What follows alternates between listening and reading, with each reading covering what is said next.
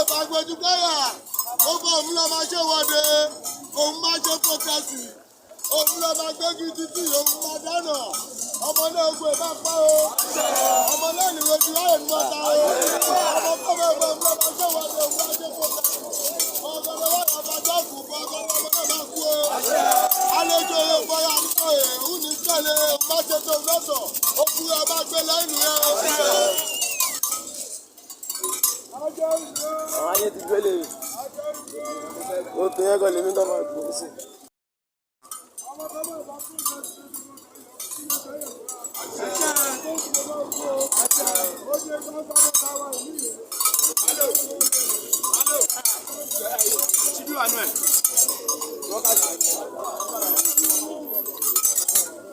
Ọmọ wa rẹ̀ tó ti fi ẹ̀.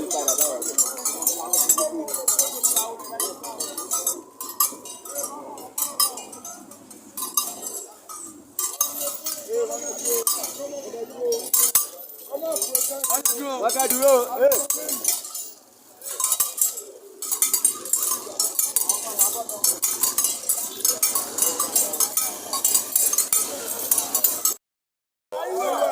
Àlejò rẹ̀ bọ́ àbúrò mẹ́ta òun ní tẹ̀lé, òun bá jẹ́ pé òun lọ́sọ̀, ọmọ tó kú ọmọ nìyẹn.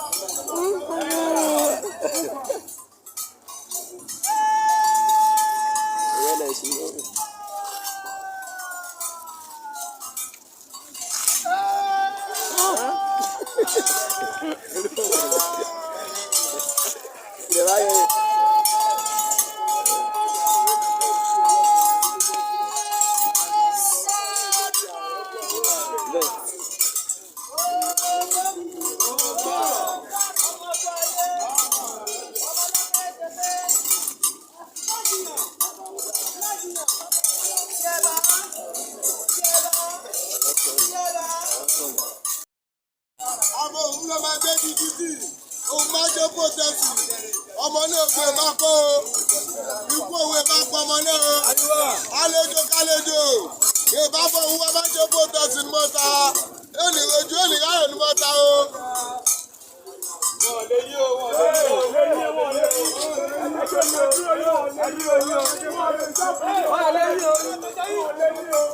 Wọ́n ti kọ́ gẹ́gẹ́ lọ.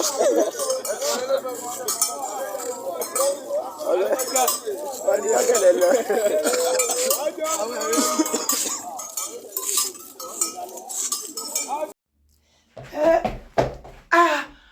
Hello, ṣé ẹ ti gbọ́? Wàhálà yìí náà ni o. Bẹ́ẹ̀ ni o, bàbá Tinubu ní ẹ ṣe mí jẹ́jẹ́ o níbi tá a bá dé. Wàhálà fẹ́ ṣẹlẹ̀ láàrin bàbá Tinubu àtàwọn mùsùlùmí. Bẹ́ẹ̀ ni o, àwọn Muslim ticket. Apariwo ń gbà yẹn, ẹni rọ́là ń pa. Economy reform o, I have no cabal or sponsor to compensate. Bàbá Tinubu ti fárígá o. Àwọn ulama councils of Islamic wọ́n ti lọ bá bàbá Tinubu lórí màtá rògbòdìyàn tó wà ní Nàìjíríà pé bí ti fẹ́ yí àwọn èèyàn nífun àti protest gbogbo ẹ̀ o yípe kájọ ìyẹ̀wò kí ló ń ṣẹlẹ̀. Bàbá Tinubu ti fi gbé ta ẹgbẹ́ wa ará àdúgbò ẹ bá wa pé wọn náà kíní.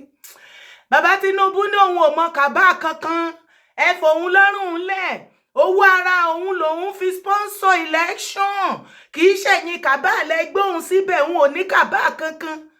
Ọ̀rọ̀ yìí ti wá ń dojúrú gan ni o. Ṣé o ti gbọ́? Àwọn ọmọ Ìjẹ̀bú ti gbòòrò jáde, ẹ ti di gbòòrò. Ìjẹ̀bú gbòòrò. Ẹ̀yin ará Ìjẹ̀bú ẹ pẹ̀lẹ́, Ìjẹ̀bú alárẹ̀ ẹ pẹ̀lẹ́, ẹ ti padà tí orò bọ́kíní tá ń wí ẹ̀yin nù wọn lọ́nà. Economy reforms. I have no cabal or sponsor to compensate. Tinubu. Eba.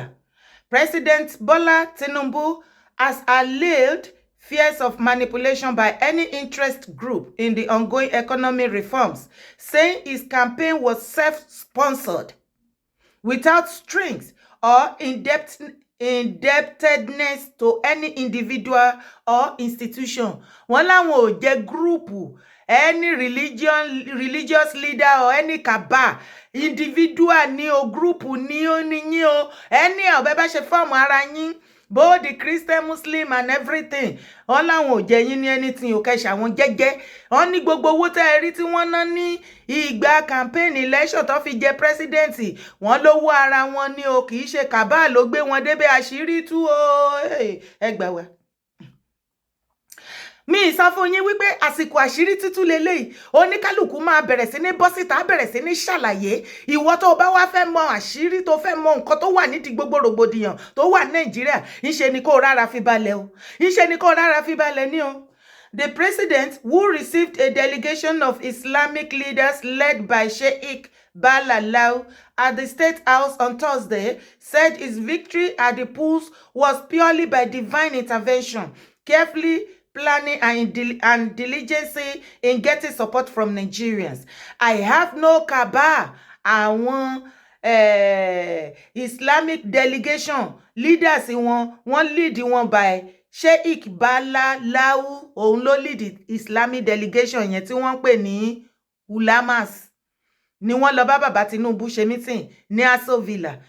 Ọlọ́run ló mọ̀ nǹkan tí wọ́n bá bàbá Tinubu sọ o. Bàbá Tinubu yarí mọ́ wọn lọ́wọ́ o. Ọmọ olódòdè, ọmọ olódòdè.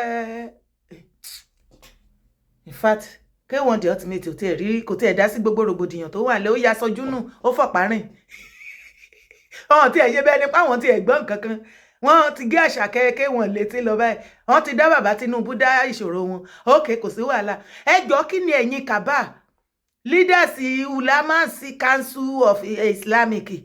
Ẹ jọ̀ọ́ kí lẹ bá bàbá Tinubu sọ ní Aso Villa nù meeting yín tí bàbá fi gbé ta wípé ká gbà wọ́n, kì í ṣe ẹ̀yin Cabal lẹ gbé wọn débẹ̀. Iṣẹ́ ọwọ́ wọn ni owó wọn ló ṣiṣẹ́ débẹ̀. Ọ̀rọ̀ yìí ò ní lè wọ̀ o. Ó dáa. I have no Cabal. Ṣé tó ti ń gbọ́ bàbá Tinubu ló ń sọ̀rọ̀ o. Ẹ̀yin Cabal ẹ jẹ́ kó rí yín pé o. Ẹ má ní bàbá yìí lára o. Èmi ò láìkí ẹ o. Mi ò láìkí ẹ o. Ẹni bá jẹ gbì ló máa kú gbì. Kí ló fa orí burúkú gan? Èwo ni halẹ̀ wèrè gan? Kí ló dé tẹ́ fẹ́ máa halẹ̀ mọ́ bàbá Tinubu? Bàbá Tinubu ẹ má gbà fún wọn wèrè náà jọ. Ìgbà táwa sọ fún wọn nígbà yẹn náà pariwo Muslim ticket. Wọ́n rò pé wọ́n á lè tíùsì yín, ẹ̀yin á lè máa dance to their tune ni. Àpariwo wọn nírọ́ ni. Ẹ jọ̀ọ́ Múríkì Akíntọ́lá ìbọlẹ̀ wà. Gbogbo yín tẹ́ ń pariwo Muslim ticket. How market? We no one una. Obi. Ẹni. Ẹ ṣẹ̀sìn. Ẹ̀sìn Àwórò. Ẹ jẹ́ máa kà lọ. Bàbá Tinubu fi gbé ta ó ní, I have no Cabal. I have no sponsors. The money I spent on the elections was my personal fortune. Owó ara wọn ni wọ́n náà ẹ̀yin Cabal kọ́ wọn ní sponsor. Nobody sponsored him. Àkùrọ̀ tí wọ́n ti lómi tẹ́lẹ̀ kójó tó rọ̀ sí ẹ̀ ń gbọ́ràn. At some point, Bàbá Tinubu ló ṣàlàyé o. The odds were against me. Ṣẹ́rí, wọ́n Bàbá Tinubu ní ẹ̀yin ulamas tẹ́ wá wá. Kí làwọn ulamas ẹ̀yin Cabal kí lẹ lọ bá bàbá Tinubu sọ tí bàbá yarí mọ́ yín lọ́wọ́. Alẹ́ ẹ̀yin gbọ́ ojú everybody wa máa bọ́ ní sẹ́ ọ̀run ti kẹ̀yìn sí gbogbo yín. Ẹlẹ́mà fúnra wọn ní o, fúnra wọn ní. Fúnra wọn náà mọ̀, fúnra wọn lóògùn jẹ, fúnra wọn ní. Ṣé wọn máa fúnra wọn lóògùn jẹ báyìí? Ẹ jọ̀ọ́ ẹ̀yin tẹ́ ń gbàdúrà yẹn máa bá wa tẹ̀sán mọ́ o. Ó bá dẹ̀ jẹ́ wípé ẹbọ náà lẹ ń gbé tí gbogbo ẹ fi ń jọra wọn yìí. Ẹ jọ̀ọ́ ẹ túbọ̀ wà bá wa increase nǹkan ẹbọ. Ó bá dẹ̀ jẹ́ ẹ̀yin tẹ́ jókòó sórí awọ náà lẹ jókòó yìí tẹ́ mọ kíní yìí pé tíra yìí ni. Ẹ jọ̀ọ́ ẹ bá wa dì dáadáa. Ó ń dún kẹ̀wù ní mi ìrírú ẹ̀rí mi hàn. Mi hìn lórí kí ló dé nínú gbogbo rògbòdìyàn lórí protest lásán. Àfi bẹ́ẹ̀ ni pé wọ́n ṣe protest rí láyé mi ọ̀sán gọ́dọ̀.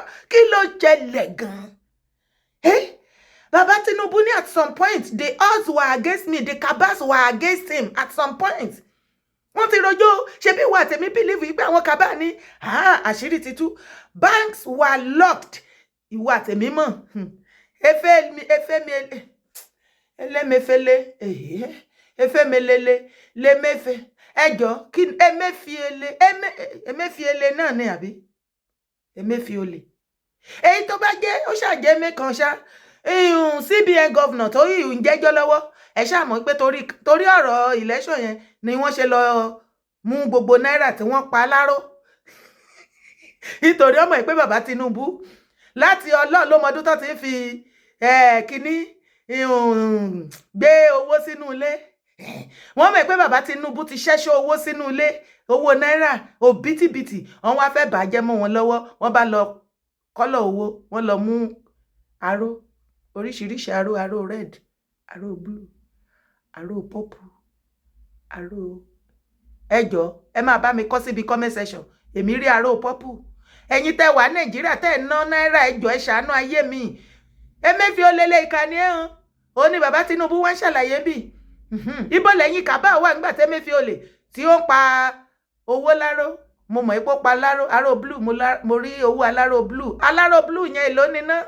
Mo rí aró olówó, aró green, aró red. Ó yẹ bá mi kọ síbi comment section. Ẹ sì bá mi kọ denomination wọn, ṣé 100 naira ní aró red. Èló ní aró green, ṣé 500 nìyẹn. Èwo ní kọ́lọ̀ aró 1000. Ẹ wo ẹ kọ gbogbo ẹ̀ síbẹ̀, ẹ jẹ́ àpàdé ńbẹ̀. Only at some point, the odds were against me. The cabals were against me. Banks were locked. Àwọn èèyàn rówó gba ẹ̀rí táwọn èèyàn yọ pọ́rọ́ síta, wọ́n fẹ́ lọ gbowó ara wọn, wọ́n yọ pọ́rọ́ síta nínú báǹkì. Gbogbo ẹ̀ di woro sí woro, àbò tí sáré gbàgbé ni. But Allah, the Almighty God said, I will be the president. Mine is to now follow the leading and the teaching of the Almighty God. One of the most potent element of defense is a good conscience. It is also a defense against corruption. What should be uppermost in our mind is the future of our children. Daddy Tinubu, ẹ tún mention children nínú gbogbo rògbòdìyàn tó wà lẹ́yìn tí ebi ń pa àwọn èèyàn. Bàbá Tinubu, kí ló dé tẹ́ kì í gbọ́ràn? Àwa ti help yín nínú àwọn fídíò tá à ń ṣe, àwọn nǹkan tá ẹ lè ṣe tí àwọn masses ń béèrè fún. Ráìsì tá ẹ pín kiri kò débì kankan. Ṣẹ́yìn náà ráyè ráìsì. Ṣé rí ayé ráìsì tẹ́ pín? Wípé àwọn gọ́vnà tẹ́ lọ kó ráìsì fún, ìṣe náà ṣéǹjì báǹgì wọ́n fọ̀ sí ilẹ̀ lọ́jà ni. Wèrè ni wọ́n, òsínwó ènìyàn ni wọ́n. Bàbá Tinubu, àwọn tẹ́ kó rọra àwọn ló ń ba ìjọba yín jẹ́. We should be uppermost in our mind is the future of our children. We have a lot to teach them on what it takes to be a good citizen and what it takes to be a responsible citizen, the president stated. Ṣé the same children tí àwọn ará Ìjẹ̀bú gbé ọ̀rọ̀ síta tí wọ́n lé pé àbẹ́yìn èèyàn mi ẹ gbọ́ rí fídíò yẹn ni tí mo gbé wọlé. Àwọn ará Ìjẹ̀bú rí tán fi Ìjẹ̀bú ṣépè. Wọ́n ní any youth, anybody, àwọn ọmọ tó bá máa gbé igi dínà ní láti August 1st títí di 10 tí protest fẹ́ ṣẹlẹ̀, wọ́n ti gbòrò jáde, Ìjẹ̀bú ti gbòrò jáde, ọ̀rọ̀ náà fi ń ṣépè fún àwọn ọmọ. Bàbá Tinubu gan súre fọ́mọ, ẹ̀yin ọ̀rọ̀ ṣe ti rí pé tiyín ti bá yín. Bàbá Tinubu kọ́ ló rán yín ṣe àṣírí yín tú. Ẹ̀yin gbòrògbòrò ayé APC tó gbé yín jáde, ayé wọn ò ní dáa. Ẹ̀yin APC ẹ̀ ní kúure, ẹ̀ lè rọrùn wọ̀ látàyé ọ̀run yá máa kẹ̀wù. PDP ẹni òfò níyìn ayé yín ti run, olóbùkù jọ ní gbogbo yín. LP ẹ̀yin olórí burúkú setup. No wonder tí gbogbo kíní yín ó ti fọ́ká, everybody ti fọ́ dàgbé. Wọ́n ní Òbí gan tó bá ní mandate táwọn wí tó jò gan ló win, àwọn ọmọ LP ti padà sọ síta wípé Òbí ò ní what it takes to even tó bá gbé mandate fún láti ṣe anything. Wọ́n náà ti dẹ̀yìn lẹ́yìn. Ìgboro ti dẹ̀rú ẹ̀kọ́ wọn náà wọ́n ẹgbẹ́ wá ẹgbẹ́. Please, I want you people to come to our aid. This is federal government food here, and they are changing it and share it to the market. They are changing not for sale, and now they are changing it to another bag.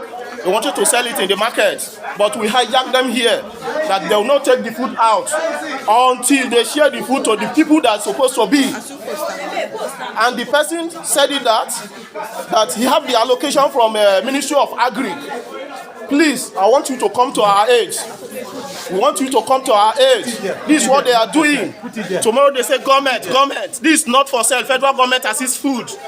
Please come to our aid. Those are the bags. Video it very well. Video it. The people are hungry. I bought one beast today. One tin beast. I bought it 318 naira. 318 naira. One mudu of the beast now is 30,000 naira. This is what they are doing. This is what they are doing with Nigerian food. This is what they are doing. This is what they are doing. They will rebag it and sell it. This one is beans. This one is corn. And this is millet. See them here. See our food, gari. See what they are doing. Please come to our aid. Not for sale. They are selling it in the market. Please. And the man even making noise that he can do something. He can up to anything. He's not up to anything. I told him that he can't do me anything. I will expose them. This is what they are doing. As far as I stand with my truth, nobody can do me anything in my life. This is what they are doing. Ẹ jọ̀ọ́ ṣẹ́yìn náà ti rí ráìsì bàbá Tinubu lójú ayé yín apariwo mo pariwo tó àbí mi pariwo tó àní gbogbo ráìsì àti owó tẹ́ ń kó ránṣẹ́ ipe kan fún àwọn mẹ̀kúnnù kò dọ́dọ̀ wà ààrẹ jẹ́ àrómìnira ojú la fi rí iṣẹ́ tó ti rí bó ṣe ṣe bí ti ìgbà ayé covid wọ́n padà lọ fi ṣe souvenir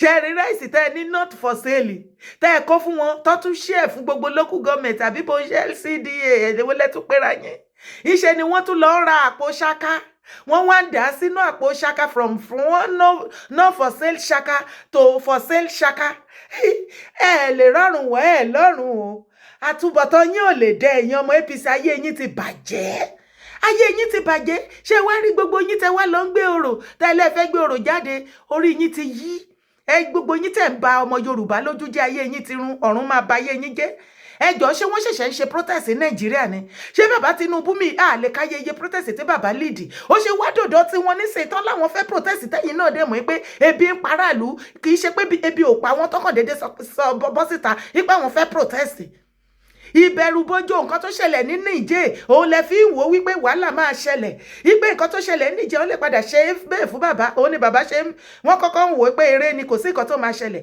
ṣe báwa dẹ̀ sọ fún yín bàbá Tinubu aláwọ̀ aráàlú ni kẹ́ ẹ mú mọ́ra kẹ́ ẹ ṣe kinní yẹn kẹ́ ẹ ní másì fún wa àwọn kábínẹ̀tì yín lẹ lọ́nbọ́ ṣé ẹ rí pé lórí burúkú lẹ kó rọra wèrè ni wọ́n mọ̀ pé bí ń paráàlú yet ẹni kan máa protest torí nǹkan tó ṣẹlẹ̀ ní Níjẹ̀ ṣé torí èyí tó ṣẹlẹ̀ ní Burkina Faso àbí eléyìí tó ṣẹlẹ̀ of recent ní Kenya òun ló dẹ́rù báyẹn ní kéne tó bá jẹ́ ìwọ tó ń gbọ́ wa tó ń follow gbogbo kìíní ibi tó ti máa mọ̀ wípé wàláì APC PDP LP name every political party in Nigeria ilẹ̀ ti lana ó ti gbé yín mi they don't have anything to offer you and myself. They don't have anything to offer us. Tó bá jẹ́ wípé bó ṣe bó síta tó ń ṣe fídíò left right center àwọn ò support protest o tó ń bẹ̀ wá pé ká ṣì ní more patient fún bàbá Tinubu Ọlọ́run Yasin jókòó kó rò fúnra lára tí mo bá parọ́ já mi bí comment section tó bá jẹ́ wípé wọ́n ní any plan àtọ́ kó tẹ̀ jẹ́ 1% plan ṣé ẹ rò wípé wọ́n ní execute ẹ rí pé ṣe ni wọ́n bẹ everybody ṣé o fẹ́ gbọ́ wọ́n ròyìn owó burúkú tí APC ń share ní káàkiri ní north àti nílẹ̀ Yorùbá all over Nigeria sí ipe káwọn èèyàn má bọ́ síta kán mú ọmọ wọn ipe kán má bọ́ síta kán protest ẹ bá wá bá mi bèrè lọ́wọ́ wọn èló gan lẹ wá fẹ́ fún wọn tó máa táná lé ní lọ́la lọ́tùnla níjọ́ mẹ́rin títí láíláí fún 4 years ìjọba yín èló lẹ ń fún wọn tó bá jẹ́ wípé wọ́n ní anything sílẹ̀ fún yín tó fẹ́ execute ní tó ní any plan fún wa wàláì nǹkan tó ní sílẹ̀ yẹn náà máa execute náà bẹ̀rẹ̀ sí ní gbé jáde kì í ṣe owó náà máa kì í ṣe pé wọ́n á máa bọ́ síta àwa ò support wọ́n á máa threaten wa they don't have any plan no agenda or whatsoever olóbùkú jọ ní gbogbo wọn gbogbo political party in Nigeria it is not about you nìkan bàbá Tinubu this time around. It is not about APC nìkan, it is about all the political party. PDP, olórí burúkú olófò gbogbo yín, ayé ìyá yín ò ní dá. Èpè la máa fẹ́ pa yín. Ẹ̀yin ló ń gbòrò jáde, ẹ̀ ń ṣe èpè fún àwọn youth. Ṣé rí pórí yín ti burú? Ẹ̀yin tẹ́ wà ní Ìjẹ̀bú, ní Ogun State, tẹ́ gbé ọ̀rọ̀ yẹn jáde, tẹ́ wá ń gbé àwọn ọmọ ṣépè. Ṣé àwọn ọmọ tí wọ́n rówó school fees sọ tó ti jókòó lé? Ṣé àwọn ọmọ tó ti gbayé lọ́wọ́ wọn tí wọ́n rò ń jẹjẹ tó ti di rédèrèdè rádaràda tí kò síṣẹ́ fún wọn? Àwọn ọmọ tó ti jáde èmi ọ̀pọ̀lọpọ̀ wọn ní wọ́n jẹ́ master degree holder, wọn ò ríṣẹ́ torí wọn ò mọ̀nìyàn. Ẹ̀yin yẹn lẹ́yìn gbé ọ̀rọ̀ jáde wá fún ẹ máa wà wọn lórí burúkú tó ń gbòrò tá rí nínú ọ̀rọ̀ yìí ò tó ń ṣépè yìí o. Ṣé ẹ wò wọn látòkè désàlẹ̀? Ṣé wọ́n bára ayé dọ́gba? Ṣé wọ́n jọ̀yàn lójú yín? Ẹrú ayé ni yín.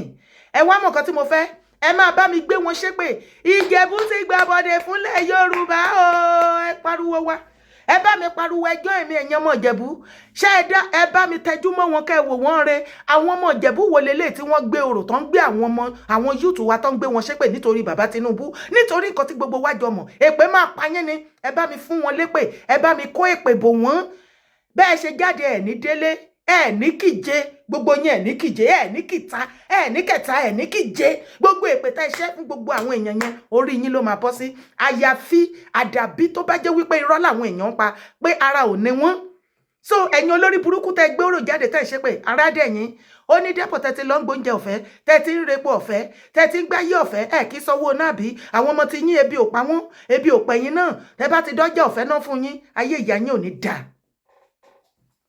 ṣé ẹ rí wọn ṣé ẹ rí bẹ́yìn Yorùbá ṣe ń dojú ti everybody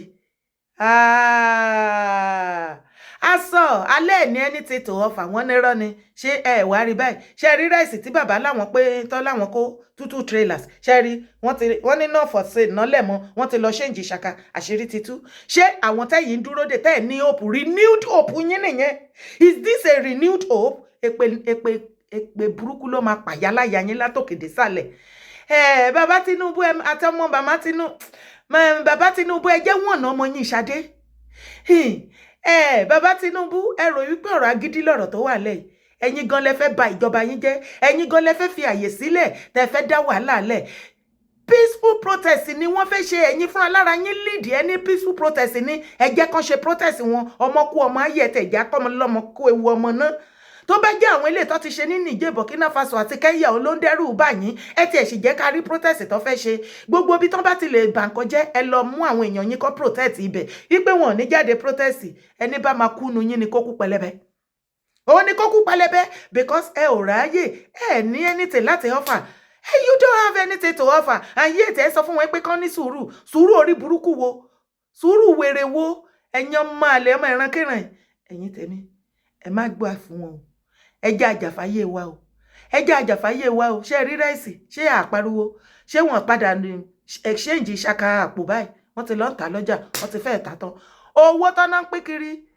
ṣé ó ti pé dọ́dọ̀ ẹ they don't have any plan for you and myself ẹ jẹ́ protest jẹ́jẹ́lì peacefully kí gbogbo ayé mọ̀ eléyìí tí màámi Fọláṣadé tẹ wá bọ́ síta wọn kò sí protest níbì kankan ẹ pẹ̀lẹ́ ti yín ẹ nídìí láti ṣẹ̀ṣẹ̀ rọ́ọ̀nù check-up fún yín mọ́mí Tinubu mọ́má Fọláṣadé Tinubu ó dẹ̀ pé nǹkan ti ń dáhùn lára yín spiritually ó dẹ̀ pọ́n ti ń gẹ̀ẹ́tì yín nǹkan tẹ́mi rí lára yín nìyẹn ọlọ́run mi ìdẹ̀ ṣeré ó dẹ̀ pé spiritually wọ́n ti ń gẹ̀ẹ́tì yín ẹ ti fẹ́ máa ṣe yánmayànmá honestly ná màmọ́ wà òkè mọ́ mọ́mí ẹ lọ tètè jókòó sórí àwọn ẹ sọ fún Olúborí kó tètè ṣe bójó ipò máa rọ ìtọ́jọ sínú kọ́ọ̀pù fún yín kẹgbẹ́ mu ni wọ́n ti ń gẹ̀ẹ́tì yín spiritually o normal mọ́ ẹ kàn rò pé normal wà òkè mọ́ ẹ̀yin tèmi má gbàgbé láti bá mi subscribe sórí YouTube channel support my brand kẹ bá mi sọ fún family friends and loved ones your colleagues at work now ẹ bá mi subscribe jẹ́ ká pàdé níbi comment section má gbàgbé láti bá mi thumb up ẹ bá mi like video tó bá ti dọ́dọ̀ ẹ bá mi bù kó lọ fà.